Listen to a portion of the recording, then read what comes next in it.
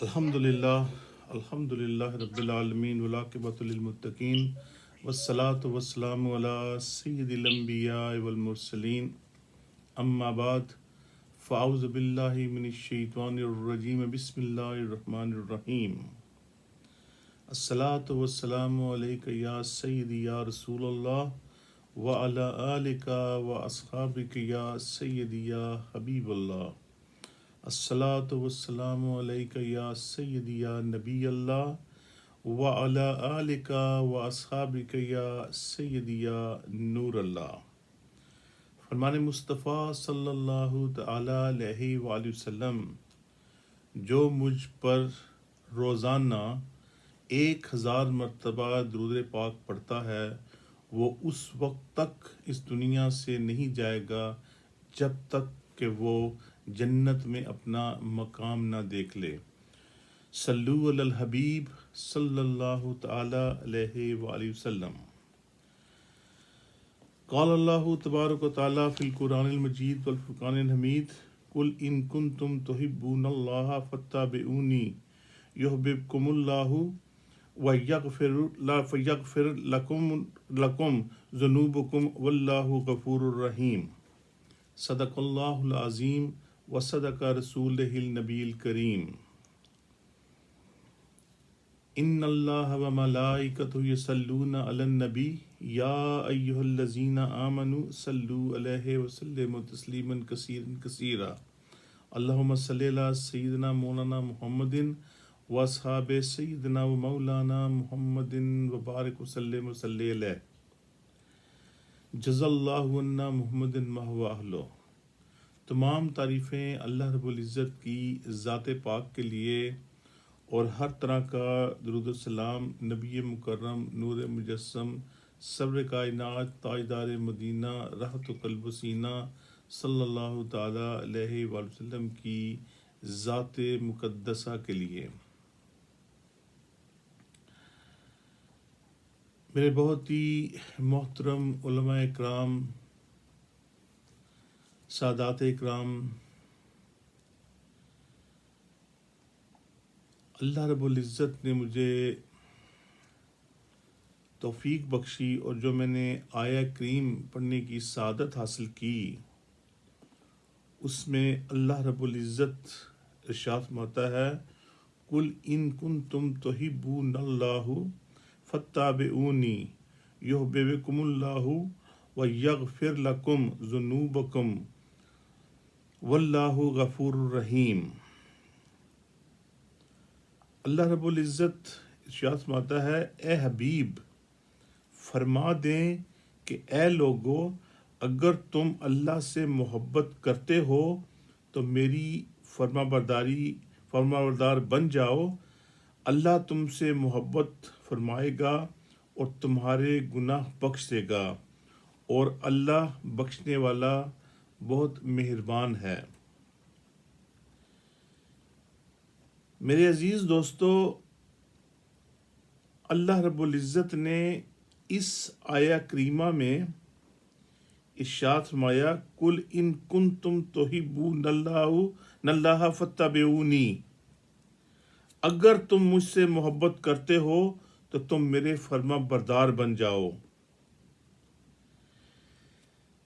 اس آیہ مبارکہ سے معلوم ہوا کہ اللہ تبارک تعالیٰ کی محبت کا دعویٰ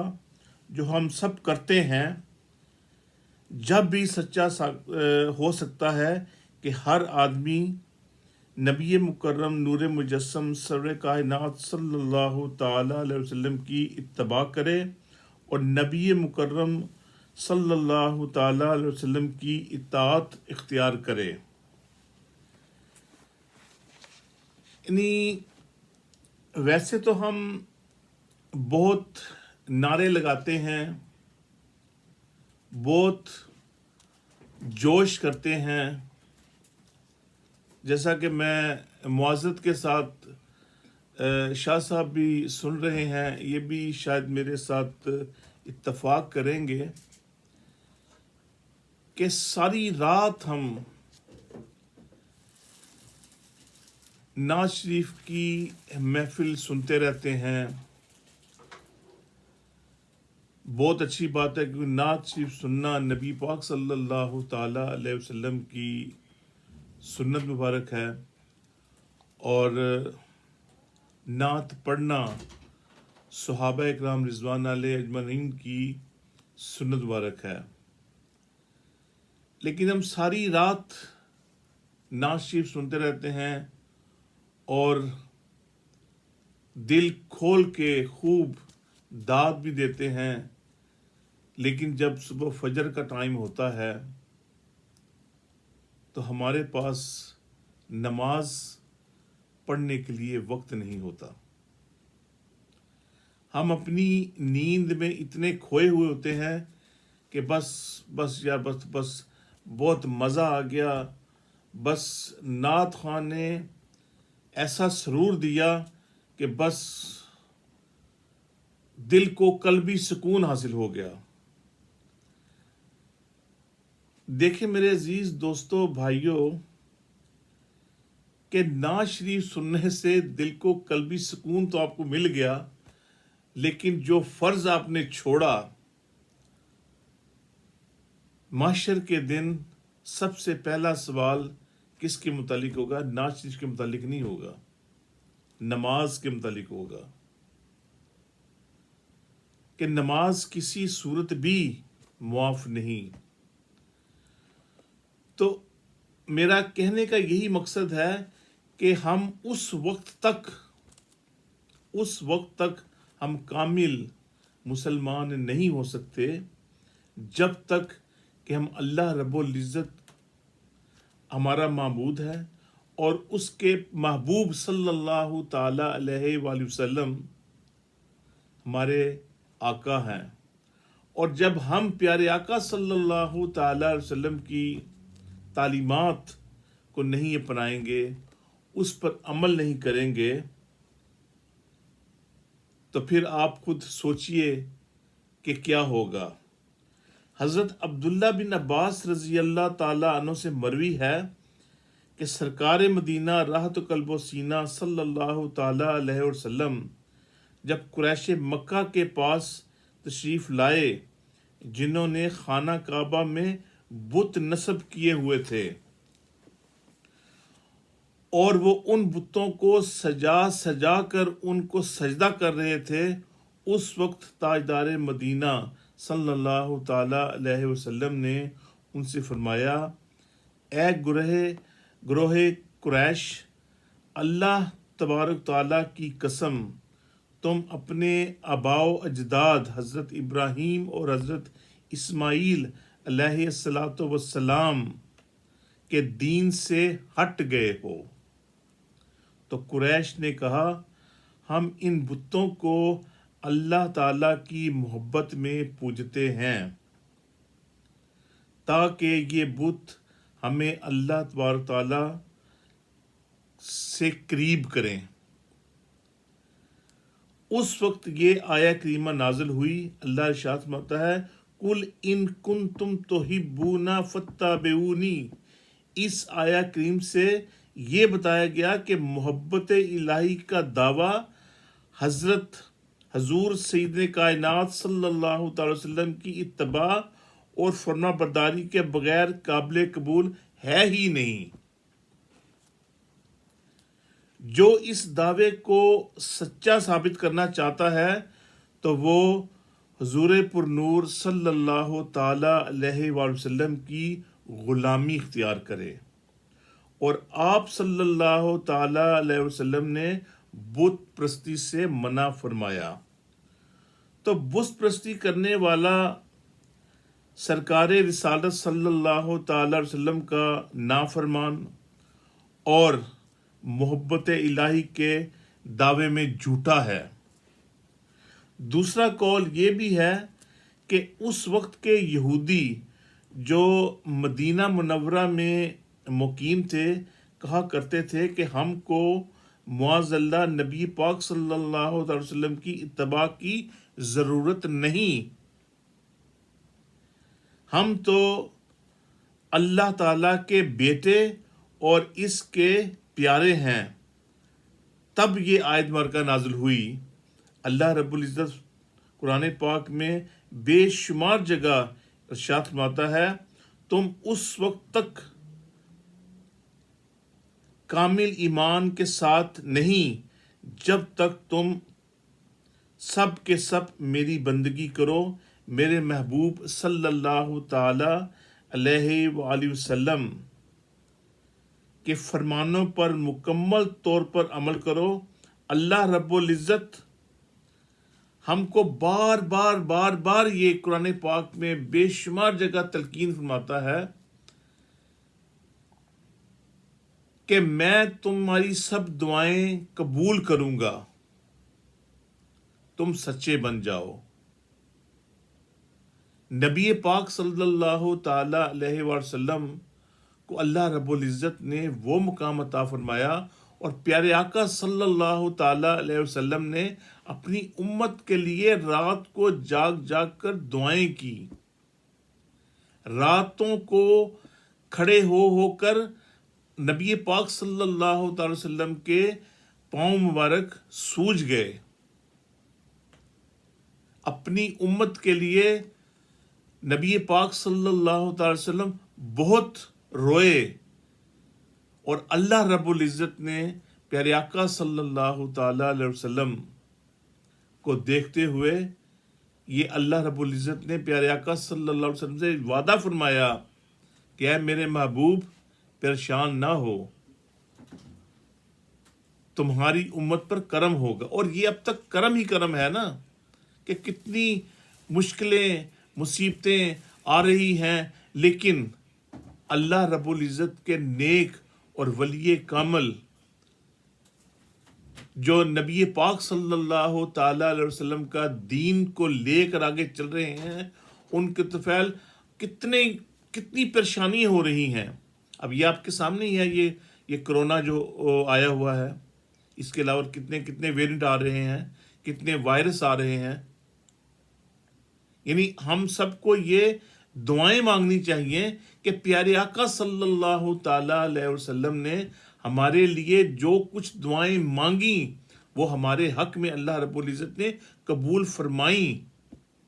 اور ہم کو پیارے آقا صلی اللہ تعالی علیہ وسلم کے دین کو لے کر آگے چلنا ہے.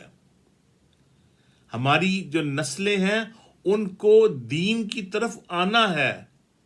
لیکن آج کل کیا ہو رہا ہے آپ کے سامنے ہے کہ ہم نے وہ چیزیں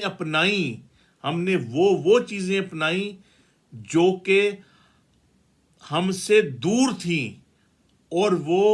دوسروں کے وتیرے تھے، لیکن ہم نے وہ سیکھے اور اپنا جو اصول تھا، اپنا جو دین تھا، وہ ہم نے چھوڑا. معاذ اللہ. آپ کے سامنے ہر روز بہت سے مثالیں موجود ہیں.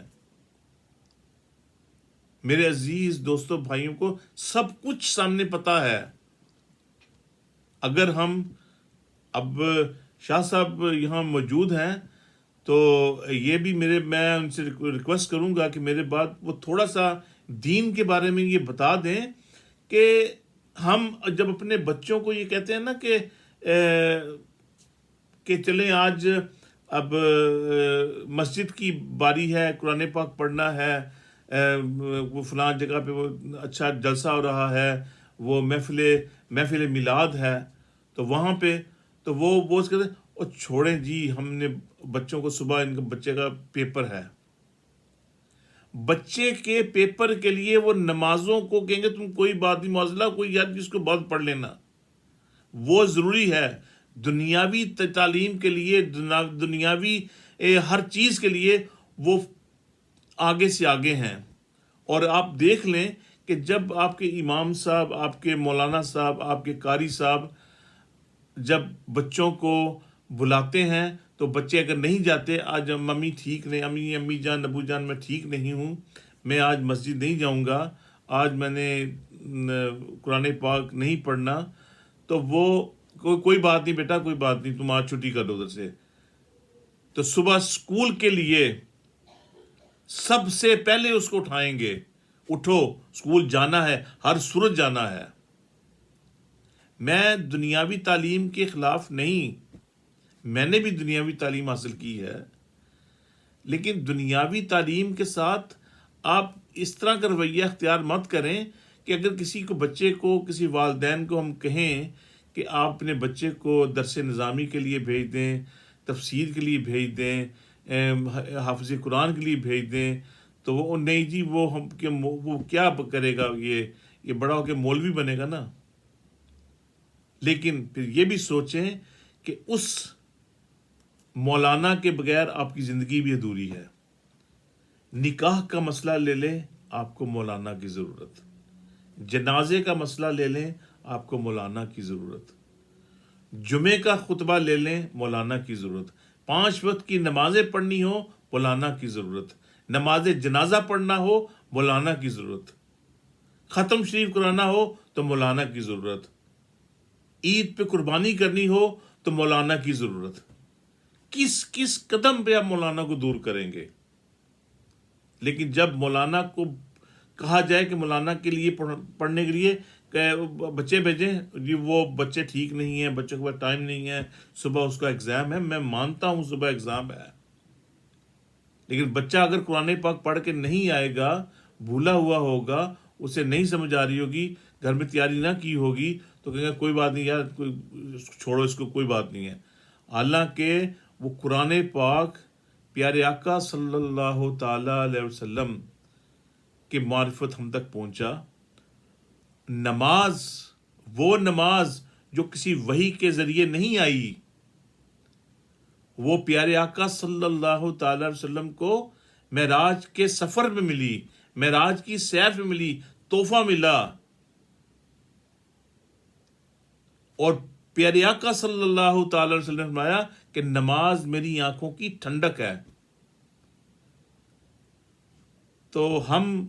معاذ اللہ کس دنیا میں رہ رہے ہیں، کس جگہ رہ رہے ہیں، اللہ رب العزت ہمیں سن کر عمل کی توفیق عطا فرمائے، اور اگر مجھ سے کچھ بھولے سے کچھ غلطی ہوگی، اللہ تعالیٰ میری توبہ قبول و منظور فرمائے۔ اور میں اب شاہ صاحب سے ریکویسٹ کروں گا کہ اگر آپ تھوڑا سا،